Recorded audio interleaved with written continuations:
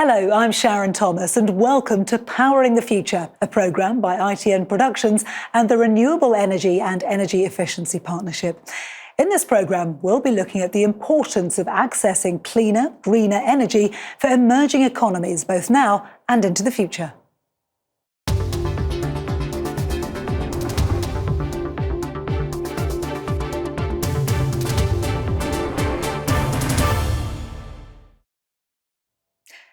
In this special report from Vienna, we find out why early investment in renewable energy for emerging economies can bring benefits on both a human and environmental level. Clean energy and access to energy in developing countries and emerging markets will protect the most vulnerable, while also growing the new green energy economy, which is critical if the globe is to reach its target of net zero by 2050. And it's businesses like Sunculture, supplying solar pumps to a potential market of 3.5 million smallholder farmers based in Kenya, that can improve lives, livelihoods and reduce pollution.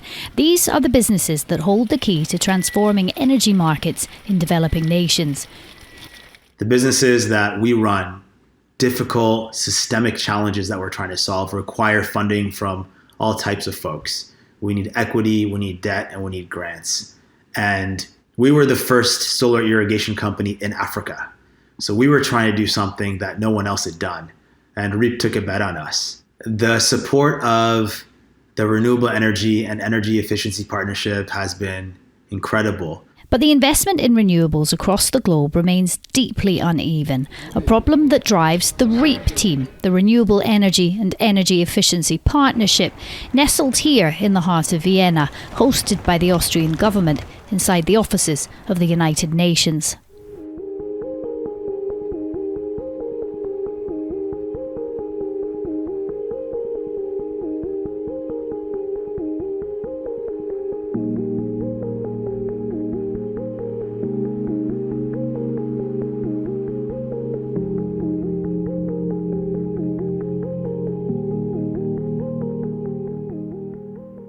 Advancing market readiness for clean energy and energy access is no simple task across a hugely diverse global landscape. But according to Elfriede Mora from the Austrian Ministry for Climate Action, the key to success is partnering with and not dictating to emerging markets.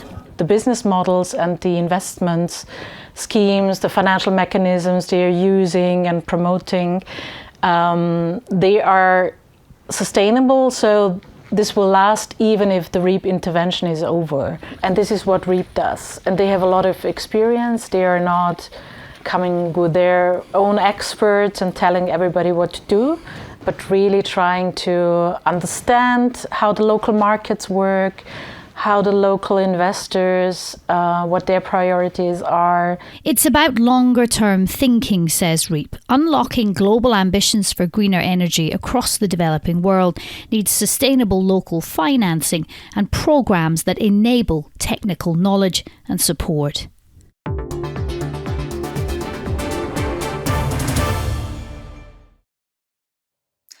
With rising sea levels, island nations are on the front lines of climate change and sustainable energy transition. The Clinton Foundation is supporting islands, including the Seychelles, with the development of floating solar. President Clinton himself explains why this initiative is so important to the island's community.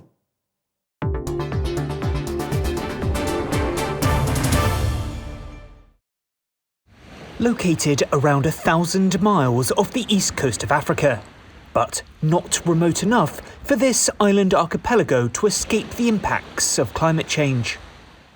Island nations are on the front lines of climate change, facing rising ocean levels and more extreme weather patterns like hurricanes and cyclones. But they're also on the forefront of clean energy innovation, reducing reliance on fossil fuels and carbon emissions. The Seychelles is a collection of over 100 islands in the Indian Ocean. Experts believe small island developing states like this will be among the first to bear the brunt of a warming world. While global solutions are needed, Seychelles and other islands are also taking action. The more we can reduce our greenhouse gases emissions in the atmosphere, the less impacts over time that we will feel from the impacts of climate change. But in addition to that, there's a financial benefit from investing in renewable energy. We are reducing our dependence and use of foreign exchange reserves for importation of fossil fuels. The Seychelles is world-renowned for its tranquil waters and sunny skies. Efforts are underway to use these natural resources to harness renewable energy. The Seychelles' total landmass adds up to just a few hundred square miles. But counting the oceanic area too, the size increases dramatically. That means there's plenty of room for a pioneering floating solar panel initiative. Floating solar photovoltaics, or FPVs, have been rolled out in freshwater settings like reservoirs or lakes, but never in a marine environment on a utility scale in Africa.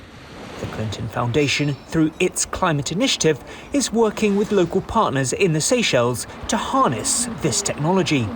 They also launched a knowledge-sharing series on floating solar for islands, including 3 online courses.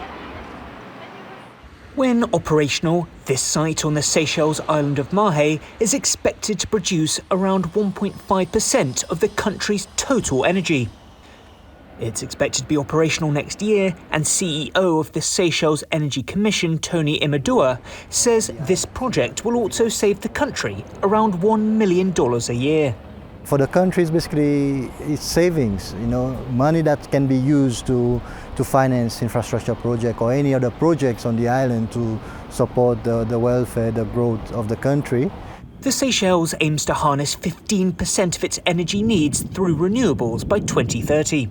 Officials say a partnership with the Clinton Climate Initiative can help the country hit its targets. Given their profile and their exposure in the global environment when it comes to energy and other sustainable development issues, they can source the right people and the right technology for us. So for us, it's a big boost, and I think it's a kind of relationship that we should cultivate in the future. After a number of other island nations have expressed an interest in floating PVs, energy professionals from islands around the world have joined CCI's courses to learn more.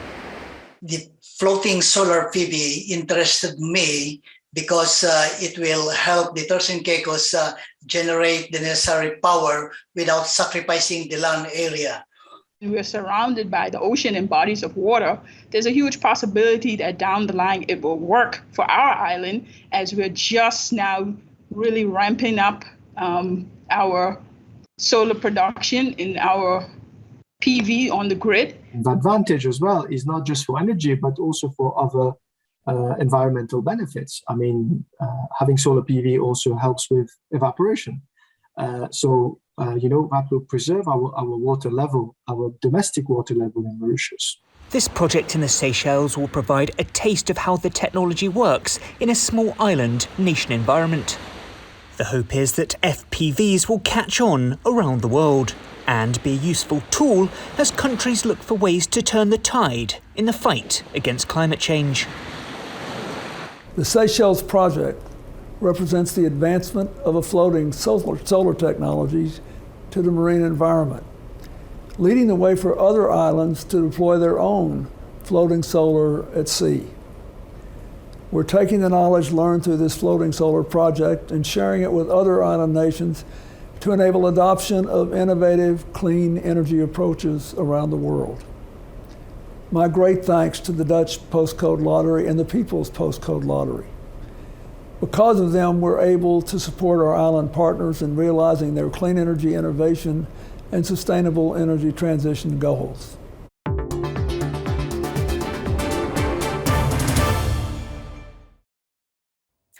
While the world races to meet carbon reduction goals, there are approximately 800 million people worldwide without access to reliable and affordable electricity right now.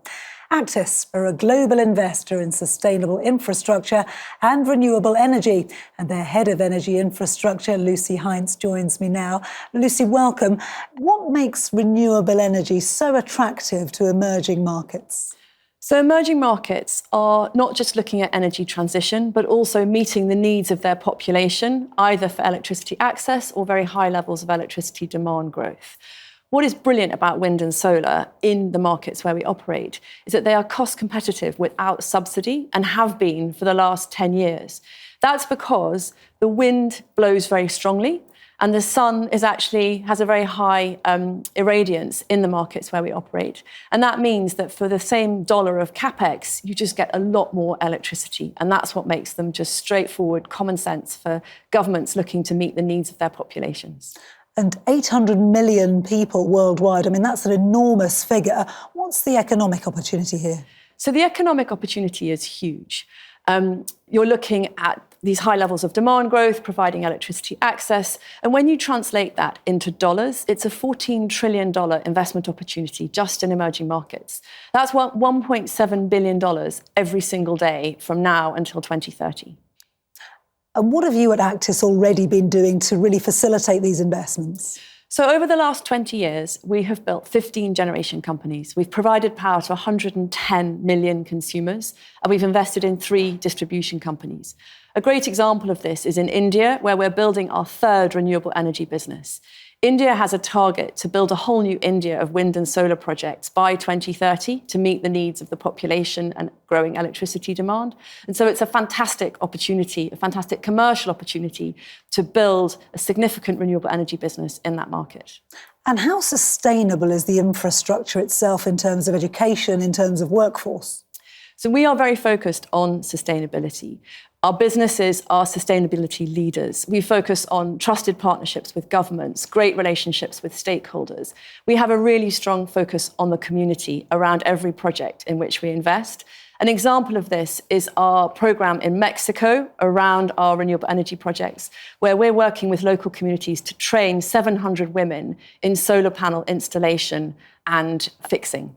Why is it so important to have emerging markets start off sustainably? So it comes back to the point that emerging markets, which are meeting needs of their population, are focused on least cost energy generation. And for them, therefore, wind and solar are just straightforward commercial common sense. Lucy Hines, many thanks for joining us. Thank you. Thank you.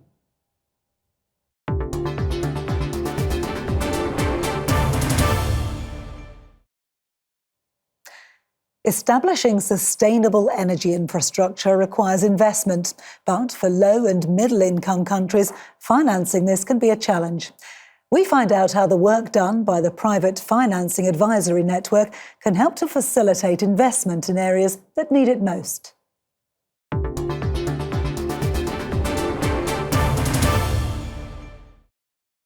Innovative solutions are out there. Plenty of entrepreneurs in emerging economies have great ideas about how they can make a positive impact on their communities.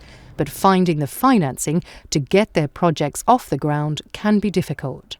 That's where the Private Financing Advisory Network can help. And we essentially aim to fill the investment gap between project developers, entrepreneurs on the one hand looking for investment, and investors that have money and are looking for investment opportunities and assets in the clean energy and climate space. A large part of that is of course in the energy field, but it's not limited to the energy field.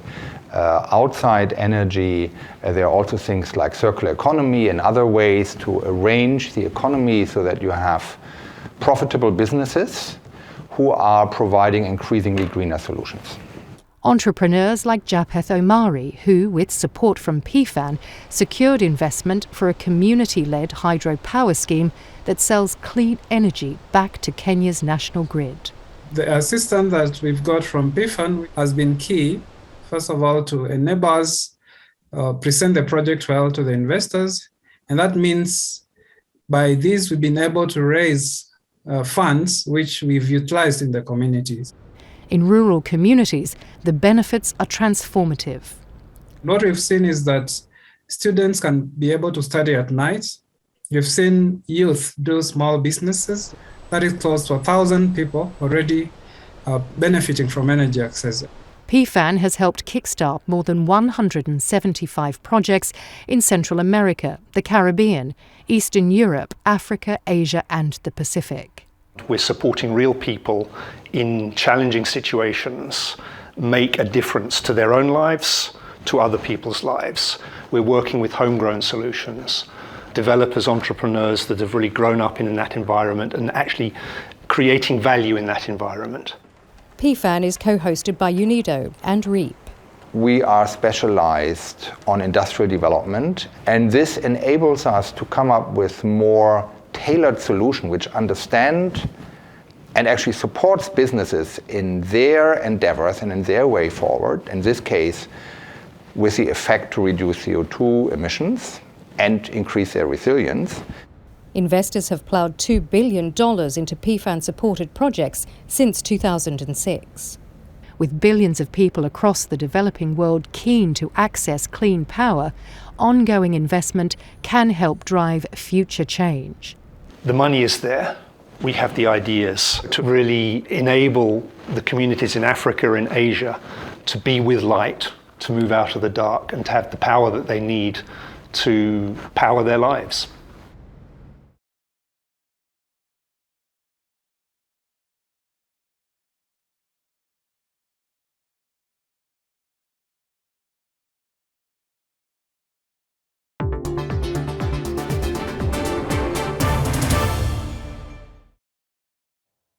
Millions of sub-Saharan Africans still lack access to electricity. Here we discover how Beyond the Grid Fund for Africa aims to bring access to clean, affordable off-grid energy to at least 6 million people by 2025.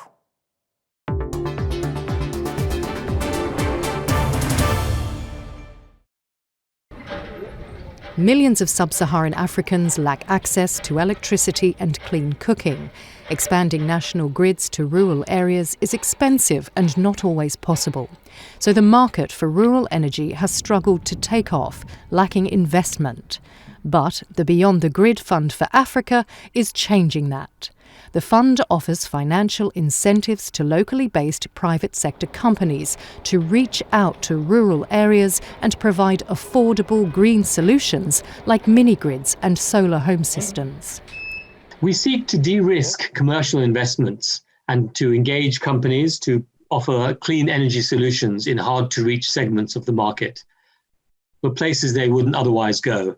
And we do this by employing results-based finance, whereby payments are made upon the verifiable delivery of connections and ongoing high-quality energy services to rural populations. Sweden saw the potential and helped upscale the project, and it's gone from strength to strength. Sweden and Zambia has a long tradition of cooperation in the energy sector. It was logical and natural to extend this cooperation into the off-grid sector and to engage with the private sector to speed up and mobilize more resources. That was actually the start of the Beyond the Grid Fund for Zambia. The idea behind it is to have a multi-stakeholder approach to energy development in the country. Off-grid meaning that you have to find energy solutions that do not depend on the grid. So you are looking at energy sources like solar power, biogas, and all other alternative energies that are meant especially to stimulate rural communities. I wanted to just show you around the site and show you how the work we're doing and how our mini-grids operate, basically, in short. So looking at Ninguera itself, we have about 100 connections on the ground. We've got 100 houses that are connected to this particular grid. Our business is a social enterprise that works to eradicate extreme poverty. We applied for Beyond the Grid Fund for Zambia in order for them to support and help us expand both our reach and technical capacity that is required to fulfill our mission and be able to help us positively impact the lives in these communities that we serve. The pilot program in Zambia has been successful, and the BGFA program is now expanding to other African countries, Burkina Faso, Liberia, Mozambique and Uganda, with the aim to reach up to 6 million people with clean, affordable and reliable electricity by 2026. We believe that the work of the BGFA is more relevant than ever. My hope is that working with local and international partnerships, we can create community practice across Africa.